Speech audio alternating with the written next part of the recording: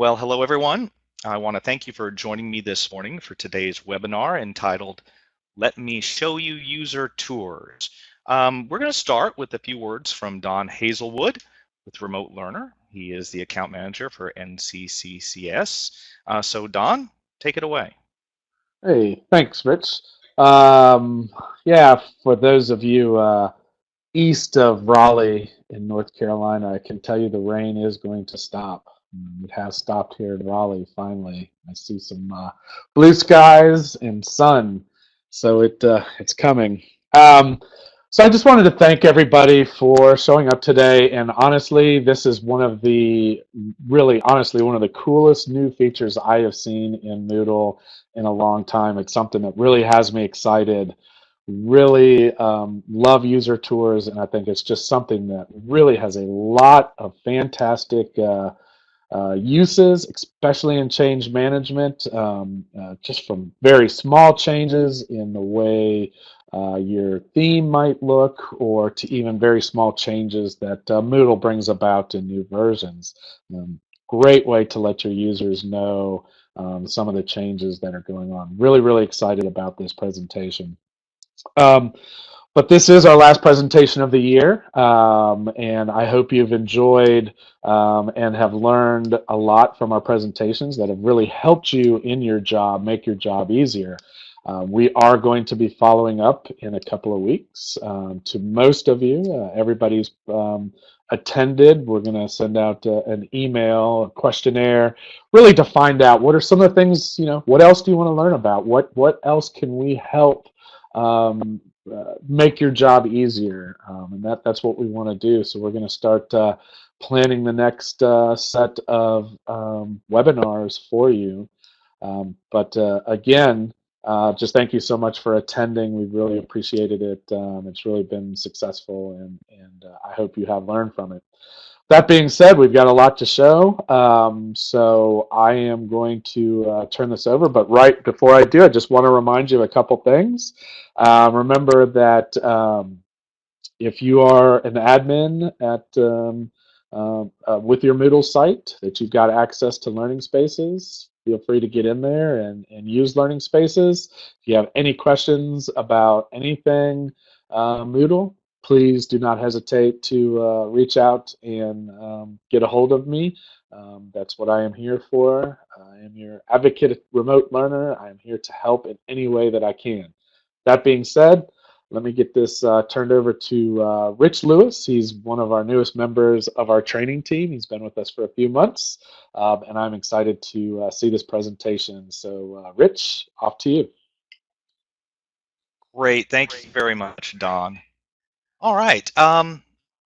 Well, as Don said, my name is Rich Lewis, and I'm a training specialist and Learning Spaces team member here at Remote Learner, and I'm going to be your host for the next 45 minutes to an hour. Now, before we begin, I always like a little bit of audience participation. So to get started, let's just make sure that you can use the webinar interface. Let's start with the emoticon button located in the lower right-hand corner of the attendees panel. If you see it there, go ahead and use it to give me a thumbs up. Let's just make sure that's working properly.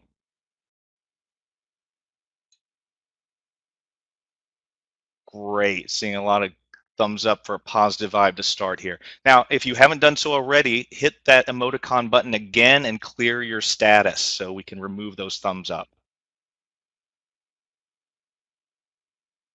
Excellent. Now, very quickly, it looks like some of you are already very familiar with the text chat area, but if you wouldn't mind, I'd just like to have everyone go ahead in the text chat area and send some sort of good morning or greeting to everyone in the room. Just make sure that that text chat is functioning for everyone.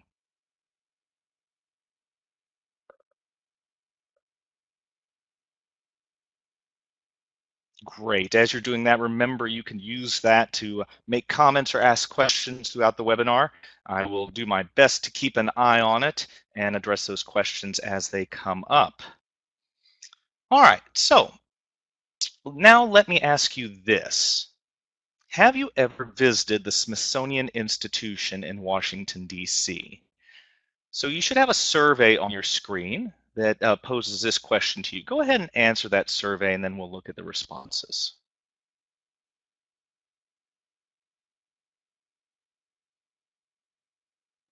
right, getting our answers put in. A few more people to answer. All right, we've got a good number there. So here is the results. And overwhelmingly, it looks like most people have visited the Smithsonian Institution. Well, I was lucky enough to have the opportunity to visit the Smithsonian a good many years ago as well. Back when I had just started high school in the mid 80s, I was part of a group of students that was able to take a trip to Washington, D.C. as part of the Close Up Foundation program, if you're familiar with that. And one of our stops was a portion of the Smithsonian Institution museums. Now, I say a portion because the institution's holdings are vast.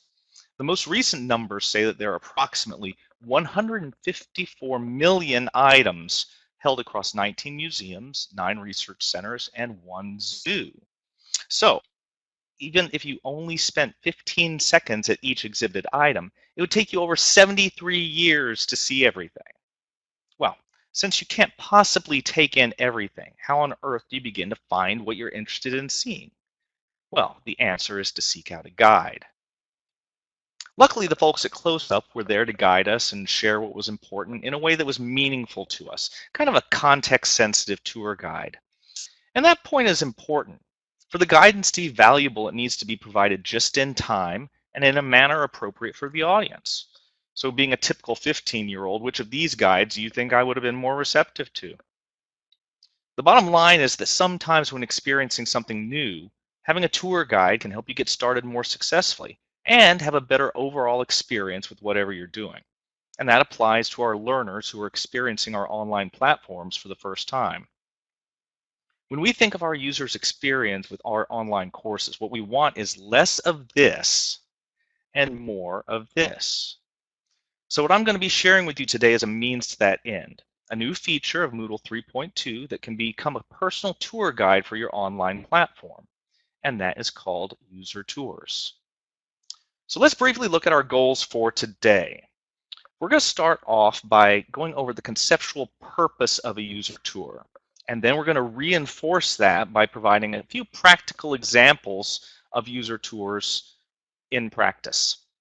And then finally, we are going to observe how to create a user tour, just with a few basic steps. So let's start off with what exactly is a user tour. A user tour has elements that are both visual and positional. It offers a step-by-step guide that dynamically renders on a site page when a user accesses that page for the first time. Now, it was originally designed for Moodle as a plugin, and that was for Moodle 3.0 and then 3.1 by Andrew Nichols and Gavin Henrik. And it proved to be popular enough that its functionality was migrated into Moodle Core for 3.2, meaning that if you're running version 3.2, then you automatically have user tours. Now, if you're on 3.0 and 3.1, the User Tours plugin is an approved plugin. It is available through the Remote Learner Add-on Manager. So it's certainly available for any site 3.0 through 3.2. Now, the idea behind the user tour function was the desire for real-time tutorials that would automatically launch the first time a user accesses a specific page. The purpose of which would be to guide a new user to the features and functions of that particular page. Basically, a quick start guide to point out items on the page that the user could benefit from learning about up front without having to figure them out for him or herself. But user tours have a broader use. Not only can they act as a guide for new users, but they can also highlight features that might be added to a system due to an upgrade. Or they can be used to highlight important information on the site for all users. So now with a basic understanding of what a user tour can do, let's take a look at a couple of examples. Let's start with this scenario. Let's say you've been working with your LMS for a few years, but you've decided to adopt a new theme that will not only change the look of the site, but also add some new functionality. So how do you communicate this effectively to your users? Well, let's see how a user tour could be used to accomplish this. So let's go to a live site. And let's say Sam Supervisor has arrived at the site, and already things are looking a little different here. We have not logged in yet. And I should note one thing. User tours only worked for authenticated users, meaning users that have logged into the site. So you can't have a tour fire off prior to that, just when someone lands on the home page. But Sam Supervisor is here, and we're going to log in.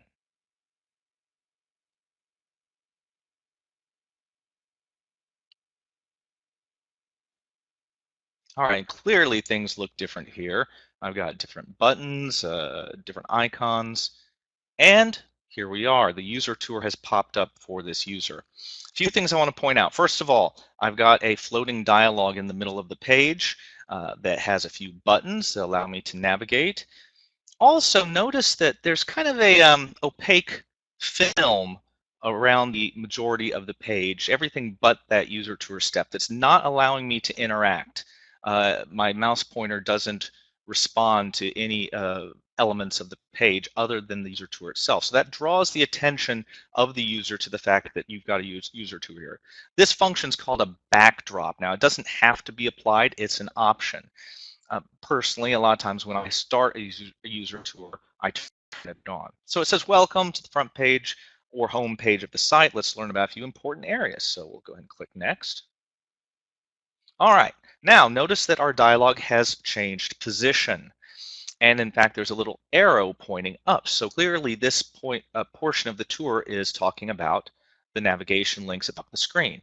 Also notice that that backdrop has been removed. So now my mouse pointer can interact with the screen. The screen responds to wherever the mouse pointer is. All right, now I could go back to the first step if I'd like, but I'm going to go ahead and say next to proceed. All right, now this is telling us about a new function of this theme. And of course, what you're observing here is the altitude theme. This is our slide out block area. You can access more blocks in this area. We'll click next, and it demonstrates how it slides out. Clicking the X will close the slide out panel again. So it's kind of giving us a overview of how this works when we might not have known in the first place where that slide out panel was or what it contained. Also notice that as I advance the user tour, the screen scrolled down a little bit. As the tour needs to access elements of the page that are further down, it will automatically scroll the screen. So this is talking about the 3 action blocks. I'll click next, and it scrolls down further. It says this is the main area where we list all of your courses. Great. Next. And then watch this tour again. If I need to revisit this tour, all I have to do as a user is click on the link that says Reset User Tour on this page at the bottom of the page, and I can rewatch the tour at any time. So I'll say End Tour. So as a user, I should say as an experienced user, encountering new elements to the site, I was just given a nice walkthrough that allowed me to get a better understanding of how to use these new tools that were available to me.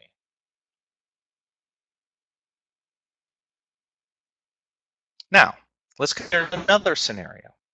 Let's say you have a course developer who's new to online learning. And for such a person, needing to be productive quickly is important. So perhaps we can use a user tour to help that individual get grounded with the options available in creating an assignment activity. So let's go back to our SAM supervisor. Let's say he's new to the organization and new to creating an online course and needs to construct an assignment. So he's going to go into his new course where he is the teacher.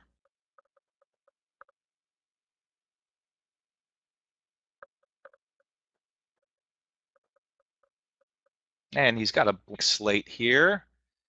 We know we have to turn editing on to add an activity.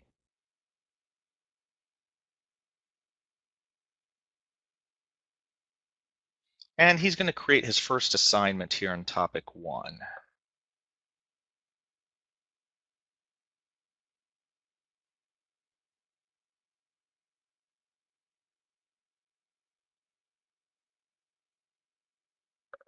All right, so this is going to load up the adding a new assignment to topic 1 page. And as I say, remember for Sam Supervisor, he's never added an assignment before. So this is going to be new to him.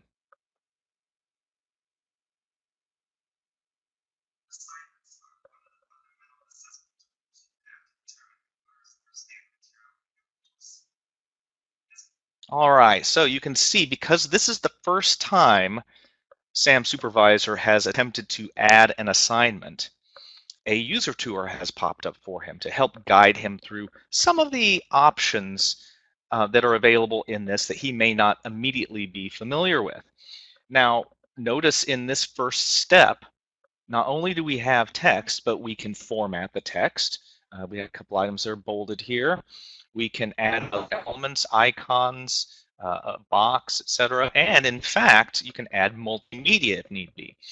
With having a little audio description to welcome someone to the user tour is a great addition. So we'll go ahead and say next. Also notice how at the moment the backdrop is on, so I have to address the user tour. I can't click on anything else. I'll say next step. So it says add the assignment name. So this is pointing to the field, and what this user tour can do is it can literally walk through all of the options in this page and guide us. But because the backdrop is now turned off, I can now type in this field and put in assignment number 1. So I can be working as the user tour is giving me advice. And the tour would just carry on talking about other elements. I could be creating them as I went. So let me go ahead and end the tour.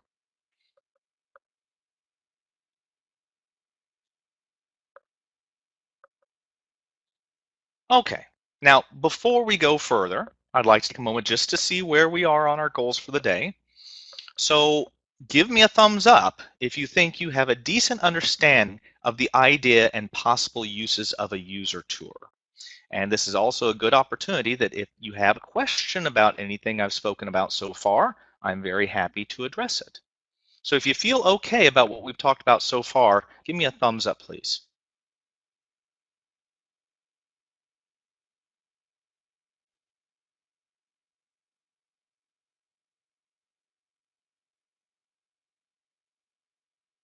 Can anyone create a user tour? That is an excellent question. We're getting to that in a moment. The answer is no, not just anyone can create a user tour. Site administrators and managers have the capability of creating a user tour. All right, I'm seeing a good number of people without thumbs. I'm hoping you all are okay. As I say, if you do have a question about what we've discussed, feel free to ask it. I'm happy to try to clarify. Otherwise, let's go ahead and check off conceptual purpose. And given that I just did demonstrate a couple of practical examples, we will call that one checked off as well. So now, before we pull the curtain back to take a look at the creation of a user tour, the actual steps to construct one, I'm going to be bold and pose this question to the audience. What do you find to be the aspect of Moodle with which users have the most initial difficulty? Now, this could be from the perspective of a learner who's new to the system. What does the learner find most challenging about utilizing Moodle? It could be from a course developer perspective. Think in terms of specific functions. Gradebook. All right. Gradebook. All right. Well, I already see a trend. And you know what? I don't disagree. Quiz setup can certainly be cryptic. For faculty gradebook, yeah, because there are different views, right? You've got the user report for learners, and then you have the grader report for instructors. Well, I tell you what, let's go ahead and try to address that. We'll create a user tour. I'm going to choose to do the user tour for a learner, but the same idea could be applied to create a separate user tour for an instructor. So let's go to our sample site. Now I'm going to go ahead and log out of SAM Supervisor.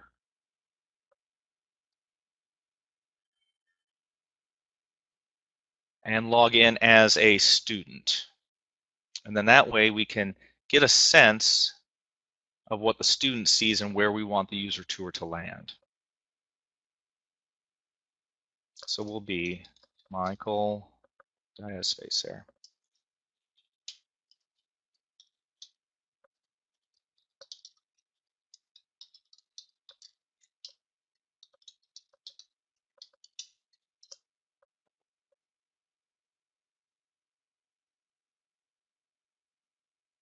And actually, if things function right, the user tour might launch for Michael here, unless, yeah, because this is the first time Michael has signed in. He's getting the user tour for the front page as well, but we can skip that. Let's have Michael go down to a course that he is in, Intro to Course Development. Let's say that's the course that Michael's taking.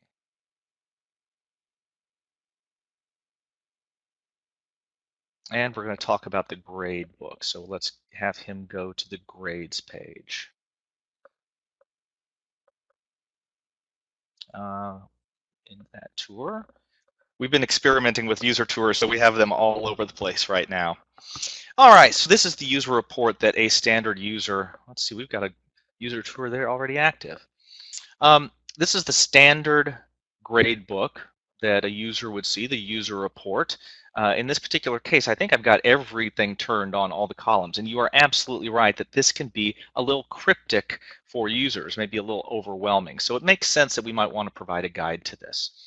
All right, now as I mentioned from the question earlier, site administrators and those with the role of manager have the ability to create user tours. And I might just say this, that if you are attending this and you are not a site administrator or manager, that you can still contribute to this by creating an outline for what you would like to see. What we do when we create a user tour is we build a user tour outline.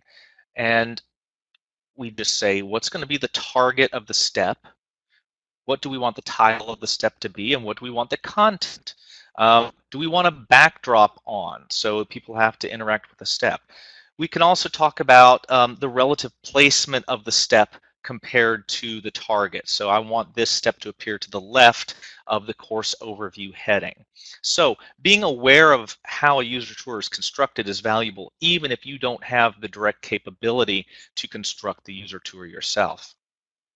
All right, so I'm signed in as a site admin. So to access the user tours, it can be found in the site administration menu.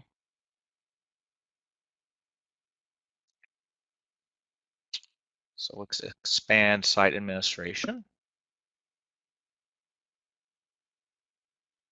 And it's in the appearance submenu. So we'll expand that. And the last item in appearance is user tours.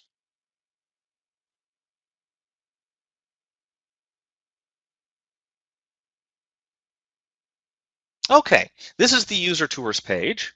I'll go ahead and turn blocks editing off. This is the user tour page. It lists all the tours that are constructed on the site. You can see that each tour is given a name, a description of what that tour addresses, where that tour applies to on your site, whether or not the tour is enabled, and several actions that we'll detail in a little bit. So you can see we've got a good number of tours that we've been experimenting with in our sandbox site. So at the bottom of the page, we have a create a new tour button, which we'll be using. There's also an import tour and a tour repository that I'll speak to at the end of this presentation. So let's create a new tour.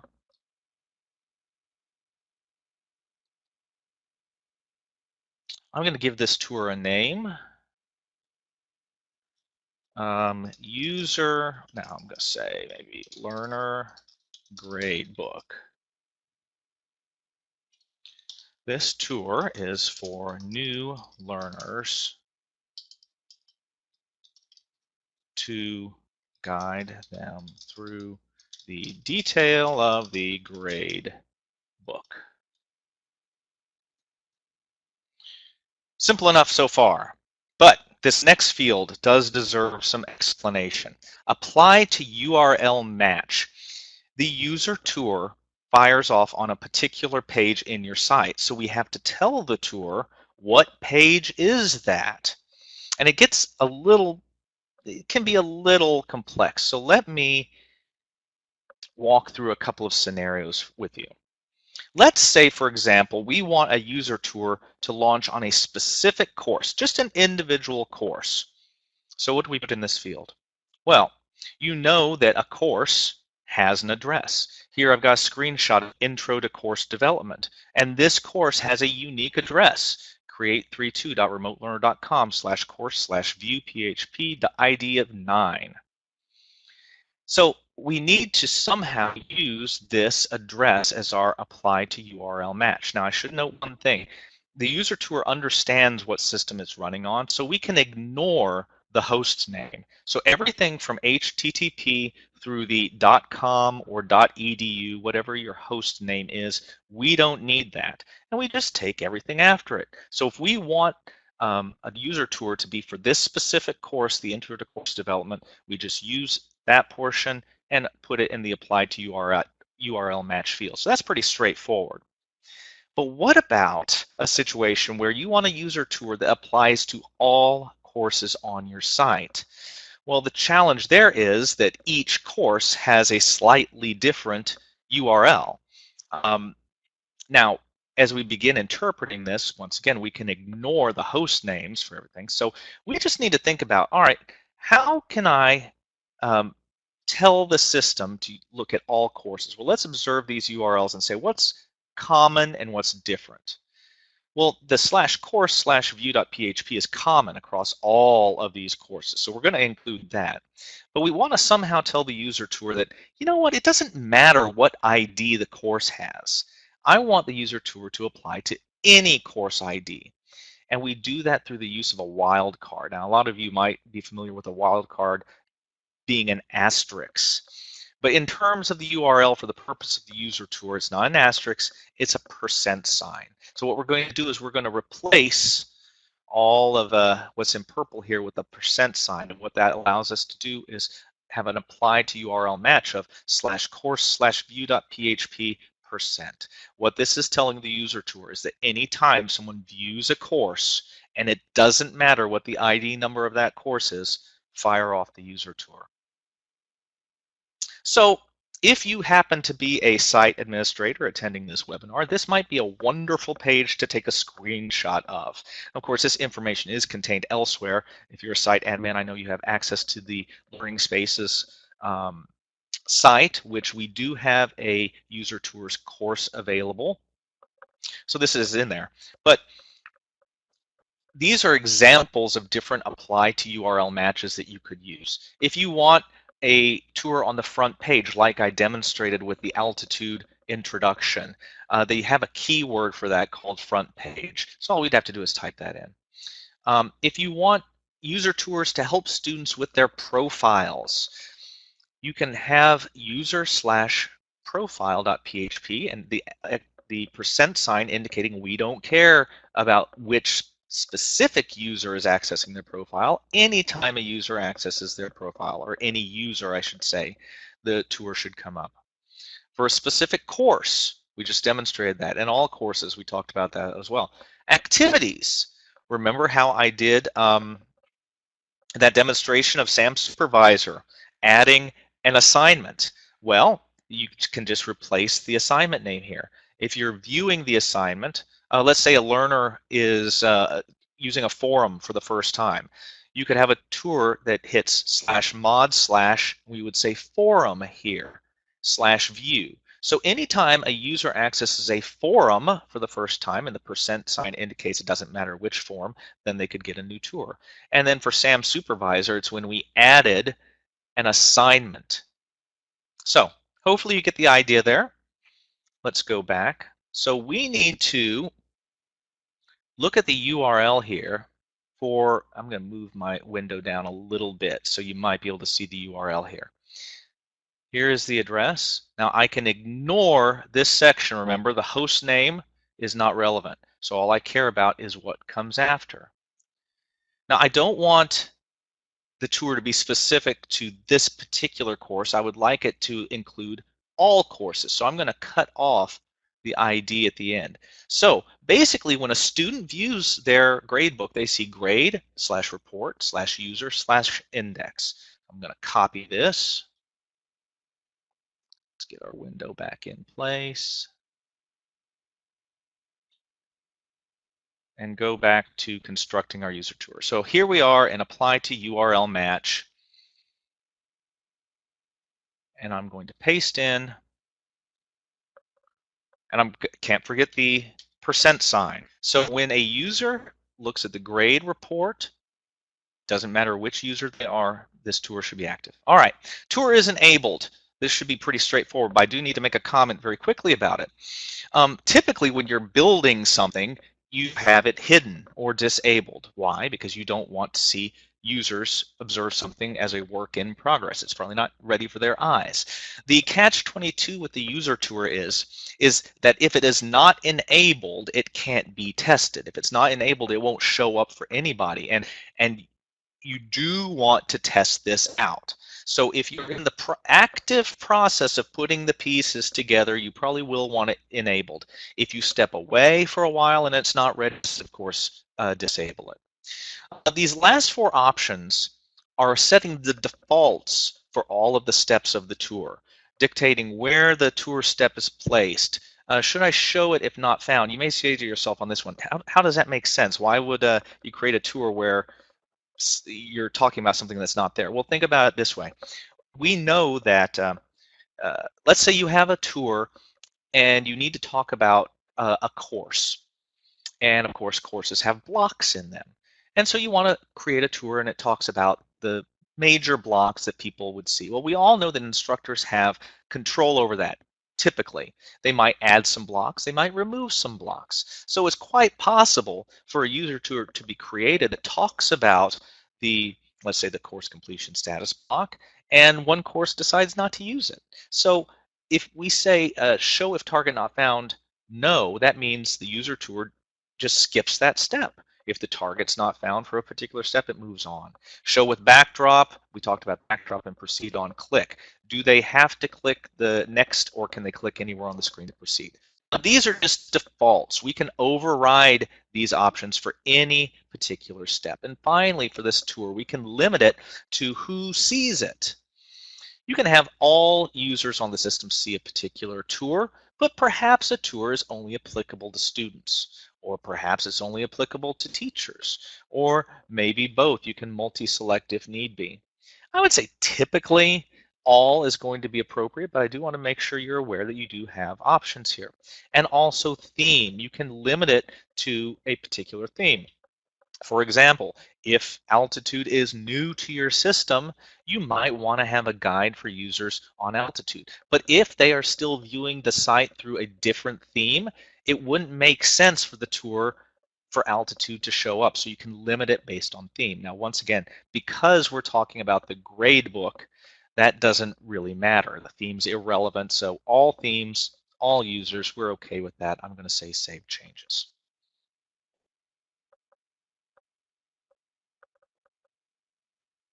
All right, so now scrolling to the bottom of the page as it loads here, we have our Learner Gradebook Tour.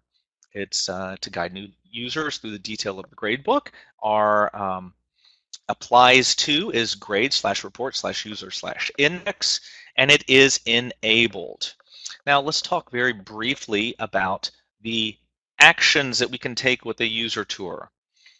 We can move the user tour up and down. By the way, these icons should be pretty familiar to you if you use Moodle. They're consistent throughout the site.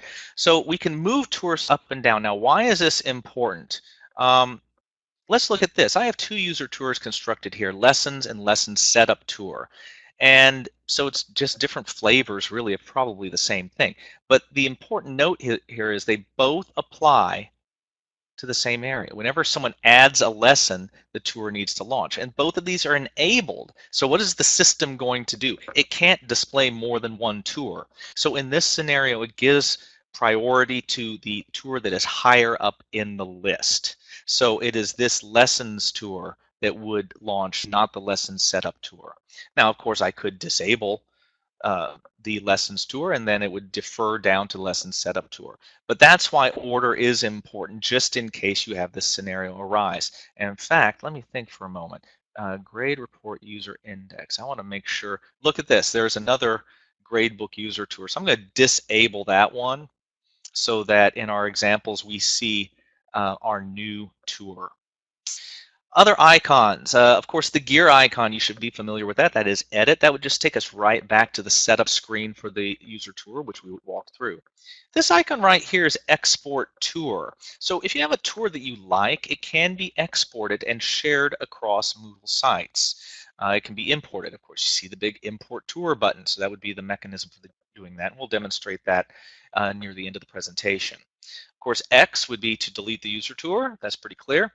Now, the magnifying glass is view. Now, don't be confused by this. That does not mean view the user tour in action as a user would see it. No, it is viewing the contents of the tour. And in fact, that needs to be our next destination. Because while we've created, in a way, the container for the tour, we have not yet created the actual steps. So I'm going to go ahead and click View. Now, as we move into this, the portion where we create steps for our tour, I just want to get a pulse check of the room. If we're doing okay, can you give me a thumbs up?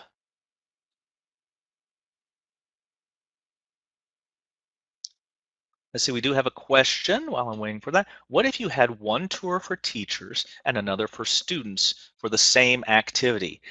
That's a really interesting question. I suspect that if both are active, you know what? I don't want to say definitively, David, because that's a scenario I want to test. That's a really interesting question. What David is getting at, let's go back to the user tours page. Let's say that the first lesson, come on, load up page. Let's say that this first lesson was, oh, all right, I think most likely if you were to split it up between teachers and students, the one for teachers would be regarding the creation of a lesson, as opposed to the viewing of a lesson. And the creation of a lesson has a different URL than the viewing of a lesson. So from that perspective, the apply to fields would probably be different. But as David is saying, and by the way, David Ta is one of our training specialists as well. In fact, he wrote the user tour course in Learning Spaces. It would be interesting to see that if we have both of these have the same apply to, if this lesson filtered only for students, and if this lesson filtered only for teachers, if it would display them appropriately. So I tell you what, we're going to run that use case, David, and I'll make it a point to let you know the answer. And the role does have something to do with it, yes. When you are building the tour itself, let's go in here quickly.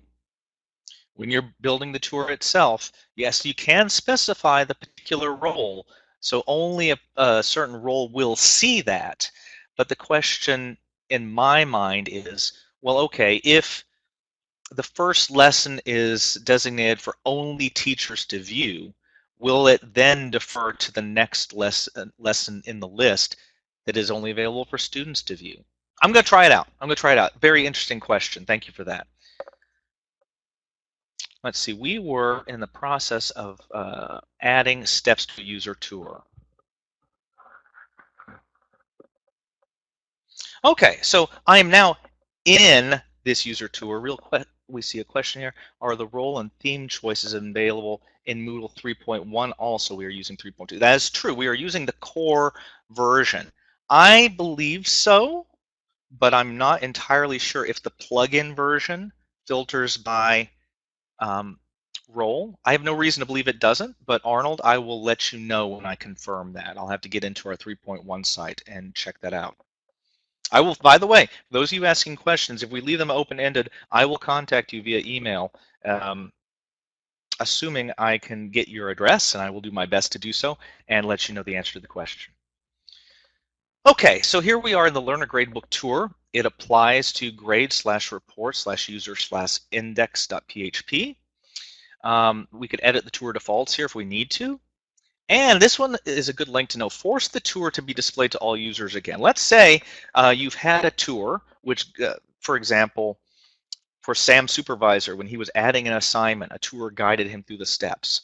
And that's been sitting on the site for several months. But now we've upgraded our Moodle, and there is a change to the assignment activity. They introduced some new options, and you need to adjust the tour. And you would like all users, even though maybe they're experienced with adding assignments, to see that tour so they can see the new options. So you can click this link, force the tour to be displayed again to all users. And then that way, anybody The next time they hit that target, the tour would be displayed for them.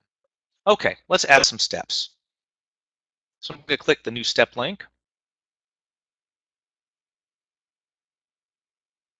Now, when you're creating a step, the first thing we have to indicate is where this step is going to be located on the screen. What is it pointing to? And we only have 3 choices here. First of all, a block. This is pretty straightforward. If you wanted to talk about a block, then you would select it, and then you can just pick the block from the drop-down menu. Let's say I was going to talk about the course completion status. In that case, we are very specific about what we want. We don't need to identify any selector, and we can go ahead and put our title and content here. Let's say we're doing the first step for a page, first step of a tour. Well, then we might just have that tour step display in the middle of the page. That's kind of what you observe through our demos. In that case, block is not relevant because it's in the middle of the page, and the selector is not relevant because it's in the middle of the page.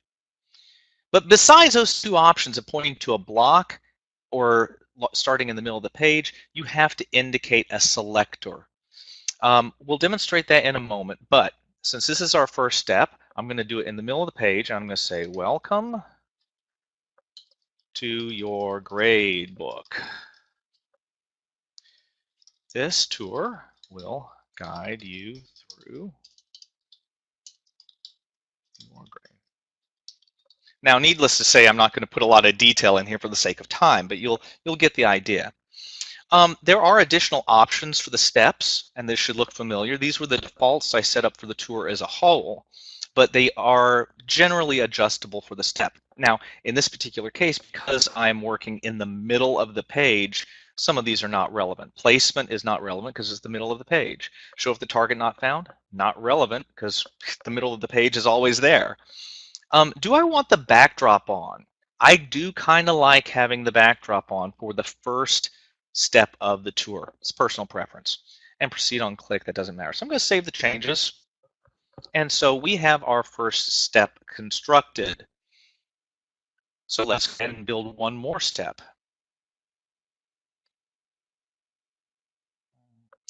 I'm going to say new step. I'm going to pop over to my user view and see what we want to talk about here. Let's talk about the calculated weight field. Because this is, a lot of students might just look down this column because it's the very first one and think it's their grade, but it's really not. It's something different. So I want to talk about calculated weight. So this is going to be a selector because calculated weight is not a block. It's a selector. So I need to figure out how do I point to that heading of that column. All right, so this gets, once again, this may be a little tricky. So finding the CSS selector, I've got the 4 major browsers that people use here on the screen. And what we're going to have to do is we're going to have to inspect the element of the page that we want to point to. And the way you can do that is through the browser tools. For Microsoft Windows platforms, you can hit F12 to access the inspect element, or you can right-click on any element and say some flavor of either inspect or inspect element. And in Safari, you can access it by right-clicking and saying select element as well.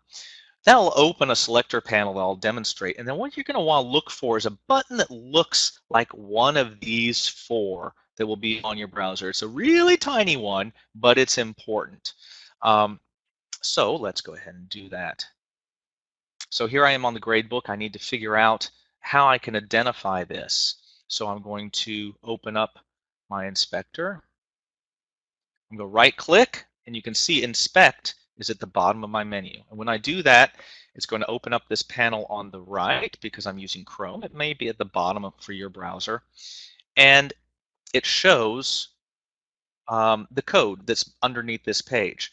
All right, now looking here at the top of the screen, and I know it's probably really tiny on the webinar view, and I'm sorry for that, but here's our button that I wanted to look for, the little box with an arrow in it. Select an element in the page to inspect it. I'm going to click that. I'm going to come over to what I want to talk about and click on it. So what do I do now? It's highlighted the code right here that applies to that menu heading. So what we need to focus on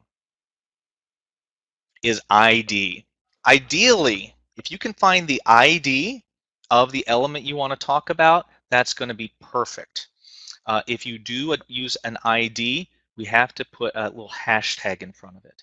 If you can't find an ID, then class could work as well. Although that can be a little dicey because the class can identify multiple items on a page. If you do use a class, you use a dot. Then if worse comes to worse, you can also use other attributes of the elements on the page. For example, this element has a name attribute, name equals visible. Well, we could put that in square brackets and say name equals visible. So there are some options here. Let's see what we can dig up when we look at this. So I highlighted, there we are, the calculated weight, and right up front I see ID equals weight. That's perfect. ID equals weight. So I'm going to go to my user tour. I'm going to use the selector because it's an ID. I have to use the pound sign, weight. So this will point this user tour step directly to weight. I'm going to call this calculated grade.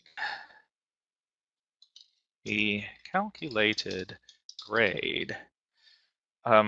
Actually, was that it? Calculated weight. So sorry, I knew that didn't sound right.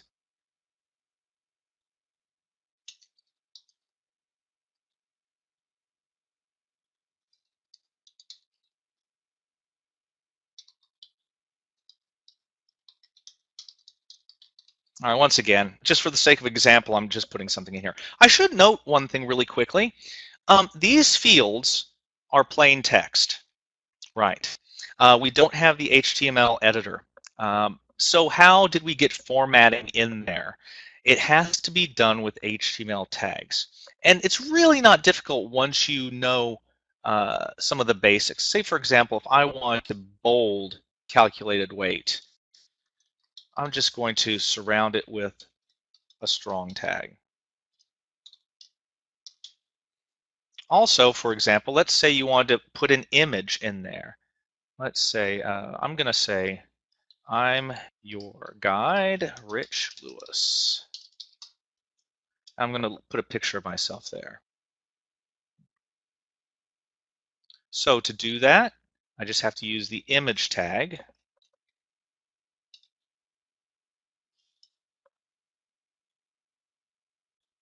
And maybe I want to put a little audio in here to play at the beginning. So I can put the audio tag in here. All these are pointing to files on another server, and it just pulls that file up and displays it on the page. For options, let's see. I think I'm going to try to place my step to the right of that column heading. I will say this, please.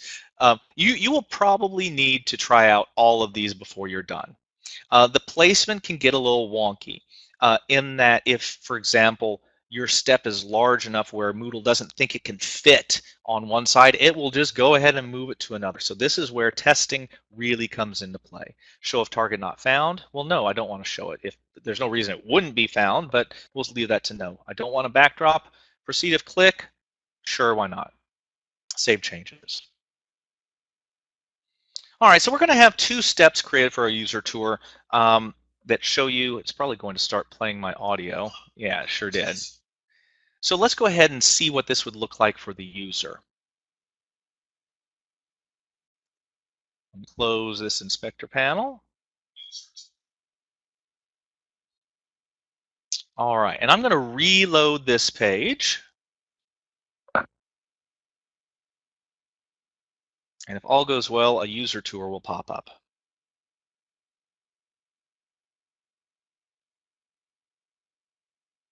There it is. Welcome to your gradebook. This tour will guide you through your gradebook. Let's hit next. There we are.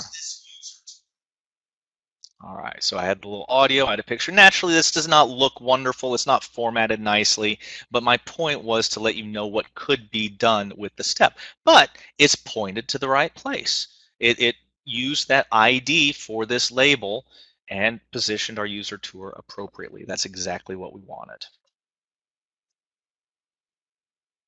All right. So we are nearing the end here, so I want to talk about a few things. First of all, why reinvent the wheel? Um, it is possible to import user tours, and this is a great function. There are some repositories out there where user tours have already been constructed for you.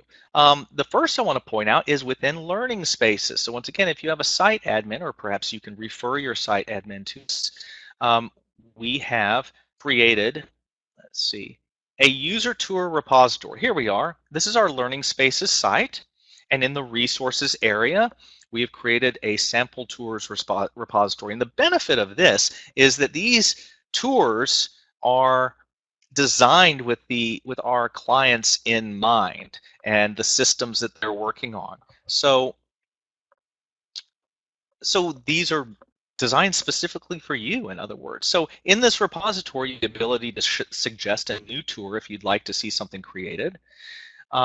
And then here are the tours. Now we've just started this, so you're going to see a lot of under construction, but we do have some tours that are available for download and install immediately. One for the user dashboard, one for editing a profile, one for the messaging system in Moodle, how to use that. And you can see here's a student gradebook user report. We have one of those created already. All the site admin would need to do is click the view details and downloads. And this is where you would be able to access the file. There's a little bit of a description here. And you can access the file to download it. Now, alternately, if you recall, let me go to the user tours page, back as site admin. If you recall, when we were observing all of the user tours on the site, that at the bottom of the screen, there were 3 big buttons there. It's just taking some time to load. There we are. And one of those was Tour Repository. Now, this is tied to the Moodle.net user tour repository. I'm going to click on that and show you. So this is just another resource for existing user tours, but this is maintained by the folks at Moodle headquarters. So we've got 5 pages worth of tours here, about 10 per page. So maybe they've got 50. Now you do want to pay attention to version. Version is important. We have a question. ADA compliant. Will a screen reader work with user tours? And while I have not tested it personally, my gut feeling is that yes, because I know that Moodle is really being careful about making sure that its tools are accessible. I will go ahead and check that, Betty, and confirm for you. But I do believe that a screen reader would be able to interpret that panel and read the text in a user tour. And in fact, what that means is, for example, if you put an image in a tour step and you're using that image tag like I did, I know I didn't look at it in detail, but I included an alt equals in there and put the alt text for that picture so that the screen reader would read the alternate text for the image if you did that. That's an excellent question. You do want to pay attention to version. Now, a lot of these don't have the version. Now, it won't break anything to download and install something, but it just may not work properly. But for example, let's look at the choice activity setup. So they've got a tour here for those that are building a choice, just to demonstrate the process of importing something. So I'm going to click on this, and it should say, hey, do I want to download this file? Sure, let's save it. All right, so back as site administrator, I want to import that tour that I just downloaded.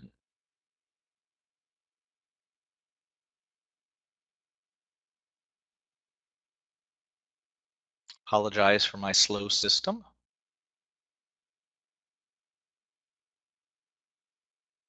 All right, and it's just drag and drop. So the file I just downloaded of that tour, I'm going to drop it here and save changes. So now what it will do is it'll import that tour for a choice, and it will take me directly into the tour itself. So here's my tour for choice, and I can see all of the steps that are pre-built. Now what's really great about this approach, once again, is not reinventing the wheel, but now you have complete control because you can edit any one of these steps. You can change what it points to. You can alter the text. You can customize the tour to really fit your site's needs. So I think really, that's a great way to start, is look at what's available and then maybe customize the tour for you. And then if nothing happens to be available, you have the power to create one on your own. Okay, so winding up here, general tips, just some things that we've already talked about. Um, if you apply a backdrop to a user tour step, bear in mind it will keep people from interacting with the page. So if you're guiding them through the process of creating an assignment, you might not want to or creating anything, you might not want to use a backdrop. Remember, user tours only apply to a single page. So if you have a process that spans pages, your user tour can't jump from page to page and carry on. So it just applies to one page. The show if target not found will keep your user tour from breaking if an element doesn't happen to be on the screen. And of course, for those of you with access to learning spaces, if you're a site admin, we do have a course available that talks about user tours. It's right here, Moodle 3.2 user tours. As with all our Learning Spaces courses, it contains instructional videos as well as a full-blown lesson that walks through all of the details. Now, common mistakes that take place. We talked about that before, overlapping tours. So you at least want to be aware of that. If you create a new tour and it happens to have the same apply to as one that's existing, you might never see what you're working on. Wonder, why is that? Why is my tour not operating properly? It's because another one's taking precedent. Remember the placement perspective. All I'm going to say once again is when you're placing the elements, test, test, test. You will have to move that around. You might try above, below, left, right to see where the placement works best. And then lack of testing. I mean, if someone just throws these steps together and expects the tour to be great, the problem is going to be placement. You need to see how those steps place out to make it as usable and aesthetically pleasing for the user as possible. So here we are, right on time. Hopefully I have accomplished the goals for today. We've talked about the conceptual purpose for a user tour. We talked about practical examples, or we demonstrated some practical examples. And perhaps basic isn't the appropriate word, but we've covered the steps to constructing a user tour. And as a bonus, we also talked about importing user tours from the various repositories that are available. So with that said, in this minute we have left, are there any final questions you have? And bear in mind, for those of you that did ask questions earlier, I will make it a point to get you an answer. Any last questions?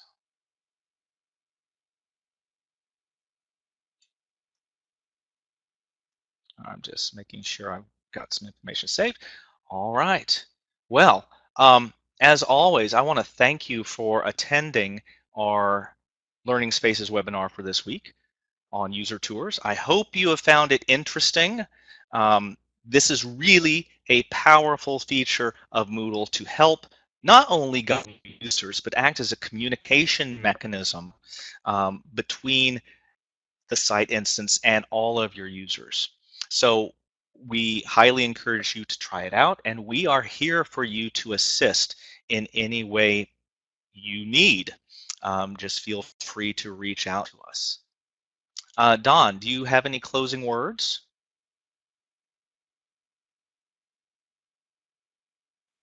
No, I think this was a fantastic presentation. Thank you, Rich, and thank you Excellent. for everyone attending. I really appreciate it. We do have a recording, so if there is anybody who would like to see this again, just shoot me an email and I will get you the recording. So thank you very much for attending. Yes, and thank you very much, Don. And one final note, as you leave the webinar, you'll notice a blue exit button in the upper right-hand corner of your screen. We highly encourage you to use that. It will take you to a brief survey. If you could respond to that survey, let us know how we did and how we can improve.